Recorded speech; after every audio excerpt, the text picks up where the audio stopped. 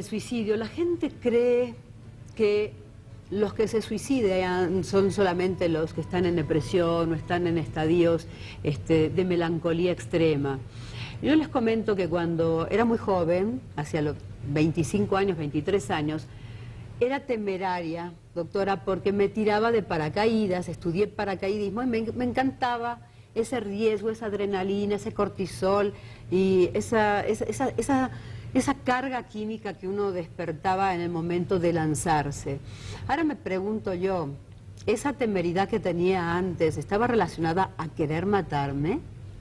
Bueno, en específico, digamos que era como, efectivamente, a lo mejor el gusto por el peligro, por actividades donde se despertaban estas descargas de adrenalina. Sin embargo, aventarse por paracaídas no es una actividad suicida, porque es una actividad controlada. Si acaso podríamos decir que es lo que más nos acerca a los seres humanos a la actividad de volar. Porque bueno, no tenemos alas, pero tenemos paracaídas. Entonces, sí es una actividad, hasta cierto punto es un deporte de riesgo. Sin embargo, yo no creo que lo podamos considerar como una conducta suicida.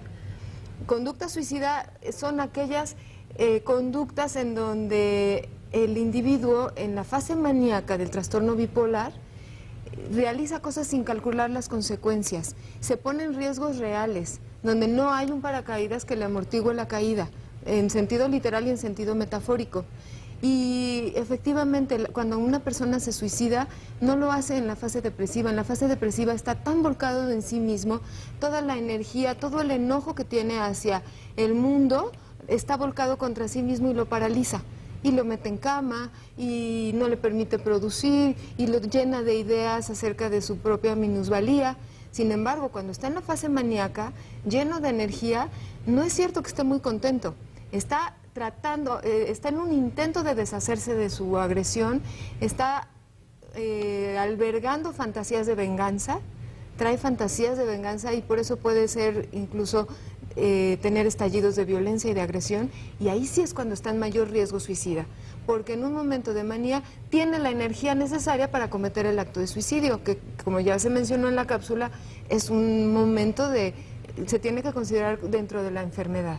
Claro, y sobre todo cuando están ante sujetos violentos también, entonces ahí se están poniendo como muy transparentes a que el otro le pegue un balazo o lo golpee o lo mate. Claro. Entonces se pone en riesgo. O sea, una persona así que no calcula y hasta puede caminar por cornisas, me han comentado uno de mis pacientes, que le parecía divertido hacer equilibrio en una cornisa. Y eso, claro, puede matarlo. Esa sí es una conducta suicida, claro, porque ahí no hay paracaídas. Claro, claro. Sí, los deportes de riesgo, digamos, sí hay temeridad, pero la temeridad es la polaridad del miedo. Y creo que también es dañina, porque son polos, y donde hay un polo opuesto a un grado de afectividad determinado, no está en orden, no está en equilibrio, no está en armonía. Por eso también el consumo de alimentos ricos en omega 3, además de no consumir lácteos, trigo ni cerdo, consumir ácidos grasos esenciales son excelentes porque han sido tratados muchos de estos pacientes con este tipo de dietas, por ejemplo el salmón, la caballa, el arenque, la sardina, el atún, las ostras, las anchoas, también lo contienen las nueces, las almendras, el aceite de oliva, el de aguacate, el aceite de germen de trigo, de soya, las hojas verdes como lechuga, espinacas, también el pepino, la fresa, la piña, digamos, todo eso podemos consumir, ¿sí? Además esto le podemos brindar al paciente que padece este trastorno. Y hay una terapéutica específica, que es la que yo soy experta y manejo, que es la floriterapia tonal. En este caso, la floriterapia tonal son 7 esencias que trabajan los canales ligados a la medicina tradicional china. Por ejemplo, la esencia del canal del riñón trabaja los miedos. Entonces, el miedo está muy relacionado con esta baja posibilidad del individuo a hacer cosas, por ejemplo, en la etapa o en la fase de depresión. Luego está el canal, la otra esencia que se llama esencia canal ahí está el maíz, que está ligado a este miedo. Luego está la esencia canal del hígado, que está en la fase maníaca, donde hay enfado, confusión mental, irritabilidad, hostilidad. El canal, por ejemplo, este es el floripondio, que estaría en este canal del hígado, trabaja el amor, el floripondio, es excelente esencia.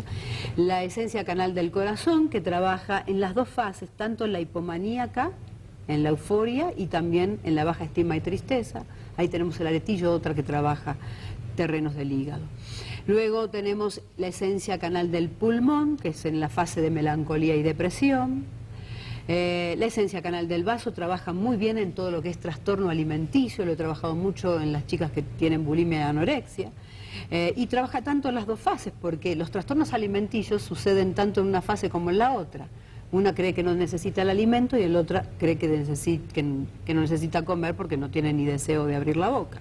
Entonces trabaja tanto en la ansiedad y en la obsesión, en el terreno del vaso, como en el trastorno alimenticio de no querer consumir alimento en la anorexia, por ejemplo. La esencia, tenemos una esencia que se llama rescate bioenergético, que restaura todo lo que es la energía o la bioenergía, luego de la manía, estabiliza el cuadro, sobre todo cuando es muy polar, y el cansancio y la fatiga. El diente león, este es el diente león que relaja la musculatura, es excelente para relajar a la persona. Ahí estamos elaborando la vainilla.